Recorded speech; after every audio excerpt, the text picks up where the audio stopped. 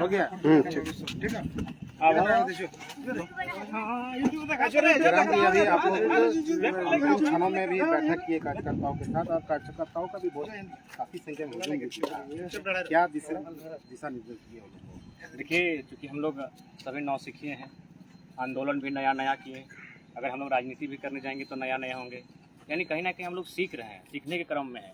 लिहाजा हमारे पास बहुत सारी चुनौतियां होंगी और उन चुनौतियों का सामना करने के लिए हमें तैयार होना होगा। हमारे पास एक ही ताकत है कि हम युवा हैं, जोश जुनून से लबरेज हैं, लेकिन कहीं ना कहीं अनुभव की कमी है। इस लिहाज से थोड़ा सा हमें अनुभव लोगों के साथ अनुभव प्राप्त करने का गुण सीखना होगा। उसी क्रम में आज सबसे पहला जो मैंने उन्हें संदेश दिया कि एक कार्यकर्ता का मतलब होता है कि सर पे बर्फ हो, जुबान पे शक्कर हो, पाँव पे चक्कर हो। यानी बर्फ उनका तात्पर्य है कि हमेशा शांत दिमाग से रहना है। लोग आपको उलझाने का प्रयास करेंगे क्योंकि आप ऐतिहासिक काम करने जा रहे हैं, लोगों की आपसे उम्मीदें जुड़ी हुई हैं, तो लोग आपको उलझाने का प्रयास करेंगे, ये स्वाभाविक है और ये मानव का बिहेवियर भी है कि कोई अगर कार्य करता है तो कुछ लोग कार्य में विघ्न डालने का प्रयास करते हैं। इस लिहाज से उन्हें कूल होना चाहिए और जो भी उनसे बातचीत हो, कार्यकर्ता का कर्तव्य की मिठास मित्र भाषा के साथ बातचीत। जयराम जी, कल जो आप लोग अधिवेशन होगा उस पर होगा क्या? आखिर मंच में क्या होगा? जिस तरह से आप भाषण देते थे इस पर उसी तरह से होगा कि कुछ नया चीज लोगों को देखने को बार नया चीज़ देखने को मिलेगा? जैसे कि आखिर हम लोग 2024 नजदीक, हम लोग पॉलिटिकल इलेक्ट्रल पॉलिटिक्स की ओर बढ़ रहे हैं, तो उसमें हमारा रोल क्या हो सकता है? क्या हमें कितनी संभावनाएं हैं 2024 में? यदि संभावनाएं नहीं है तो क्या हम लोग करें जो संभावनाएं बन सकती हैं? और यदि हम लोग पॉलिटिक्स में आते हैं तो हमारा जो विचारधारा है, हम विकल्प के तौर पर किस प्रकार से संकल्प लेकर आ सकते हैं, या फिर कुछ नई चीज़ों का हमें सामना करना पड़ेगा, चुनौतियों का सामना करना पड़ेगा। और सबसे खास बात है कि जनता के बीच से, उनकी रायशुमारी के बीच से, अगर हमें पॉलिटिक्स में भी आना है तो उनकी रायशुमारी के बीच से आना है। क्योंकि मैंने आपको स्पष्ट कहा कि हम लोग थोपे हुए लीडर बनने के मूड में नहीं है।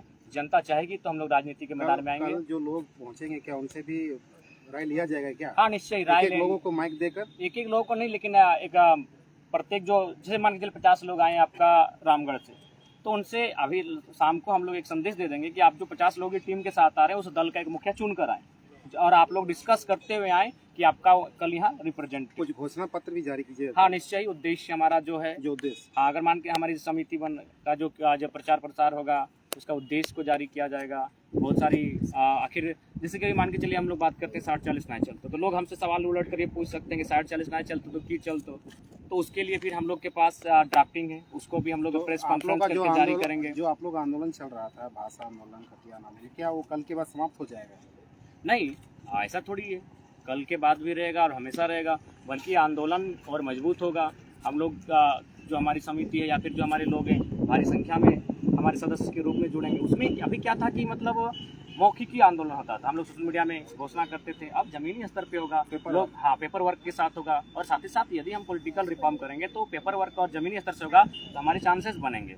इसीलिए आप आंदोलन भी होंगे लेकिन पेपर वर्क के साथ होगा, ग्रास रूट के साथ होगा, जमीन पे होगा। कई चर्चा है कि आप पुराने साथियों को भी इस कल के कार्यक्रम को लेकर आपने आमंत्रित किया, जो शुरुआती दौर में, और जो लोग विषाक्त नहीं हुए, जैसे बहुत सारे लोग विषाक्त हो गए हैं, उनका सुबह शाम उठने के क्रम में वे लोग अपना विष पान कर रहे हैं हम लोग के संबंध में, तो बाकी जो लोग न्यूट्रल हैं, जिनसे लगता है कि हमारी विचारधाराएं आज भी अच्छी हैं। तो आपका ट्रोल्स आज भी हो रहा है खासकर के कार्यक्रम को भी लेकर? स्वाभाविक है, क्योंकि हम लोग एक निर्धन परिवार से उठकर यहाँ तक आए हैं, तो स्वाभाविक ही कोई पचा नहीं पा रहा है कि ऐसा कैसे हो गया। जाहिर सी बात है, इससे पहले तमाम राजनीतिक दल वे भी अपना तमाम धन एकत्रित करने की कितनी योजनाएं चलाए हैं।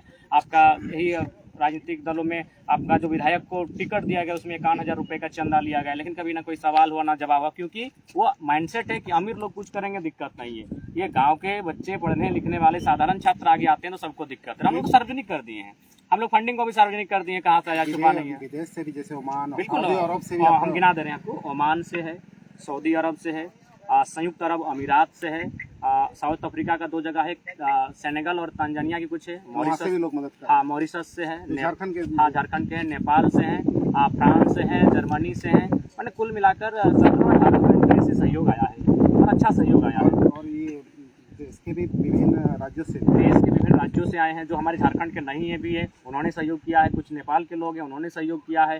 कुछ पंजाब के लोग हैं, उन्होंने सहयोग किया है, और झारखंड के लोगों ने तो किया ही किया है। तो ये अच्छा